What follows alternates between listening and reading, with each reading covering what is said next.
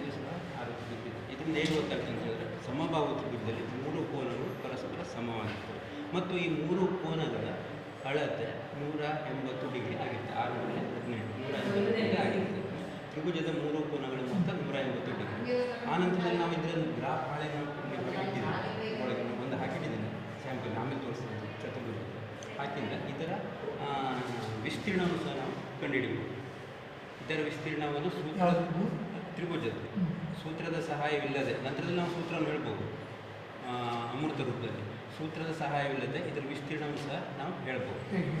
ಈಗ ನಾನು ಇದು ಹಾಕಿಲ್ಲ ಸರ್, ಇದು ಕವರ್ ಆಗುತ್ತೆ. ಈ ಗ್ರಾಫ್ ಹಾಳೆ ಇದ್ದರೆ ಲೆಕ್ಕ ಮಾಡಿ ಅಲ್ಲ ಹಾಂ ಸರ್, ಹೌದು ಸರ್, ಚೌಕಗಳನ್ನು ಲೆಕ್ಕ ಮಾಡಿ ಹೇಳೋದು. ಸೂತ್ರ ಇದೆ ಬೇರೆ. ಆಮೇಲೆ ಇದನ್ನು ನಾವು ಇಲ್ಲಿ ನಾನು ನೆಕ್ಸ್ಟ್ ತೋರಿಸ್ತೇನೆ, ಚೌಕದಲ್ಲಿ ತೋರಿಸ್ತೇನೆ. ಚೌಕದಲ್ಲಿ ಇದರ ವಿಸ್ತೀರ್ಣ ತ್ರಿಭುಜದಲ್ಲಿ ಬಾಕ್ಸ್ ಲೆಕ್ಕ ಮಾಡೋದು ಕಷ್ಟ ಅಲ್ಲ, ಅರ್ಧ ಇದ್ರೆ ಅದನ್ನು 1 ಅಂತ ಮೆನ್ಷನ್ ಮಾಡಬೇಕು.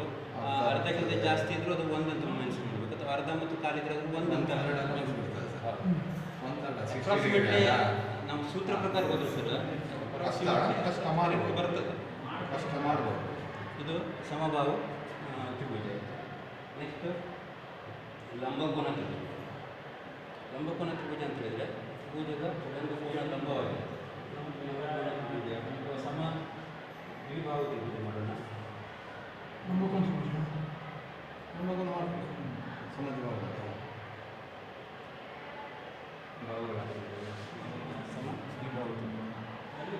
ಇಲ್ಲಿ ಈ ಎರಡು ಬಾಹುಗಳು ಸಮ ಇದೆ, ಇದು ಬೇರೆ ಇದೆ. ಇದಕ್ಕೆ ನಾವು ಸಮ ದ್ವಿಬಾಹು ತ್ರಿಭುಜ ಹೇಳ್ತೀವಿ. ಇನ್ನೊಂದು ವಿಷಮ ಬಾಹು ತ್ರಿಭುಜ, ಒಂದಕ್ಕೂ ಸಂಬಂಧನೇ ಇದೆ. ಮೂರು ಬಾಹುಗಳ ಅಳತೆ ಬೇರೆ ಬೇರೆ ಬೇರೆ ಬೇರೆ ಮೂರು ಬಾಹುಗಳ ಅಳತೆ ಬೇರೆ ಬೇರೆ.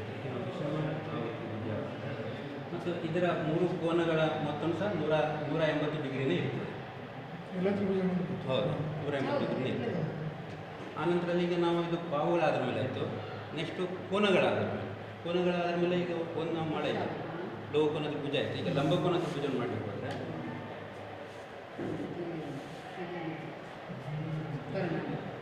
ಇದು ಲಂಬಕೋನ, ಇಲ್ಲಿ ನಾವು ನೋಡ್ಕೊಳ್ಬೇಕು ಬಾಲ ಕರೆಕ್ಟ್ 90 ಡಿಗ್ರಿ.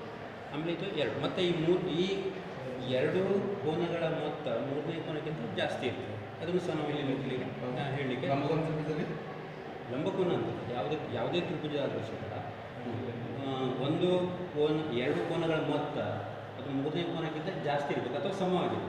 ಇಲ್ಲಿ ಲಂಬಕೋನದಲ್ಲಿ ಏನಾಗ್ತದೆ 90 ಇರೋದ್ರಿಂದ ಇದು ಕೂಡಿಸ್ತಾ 90 ಆಗಿರ್ತದೆ.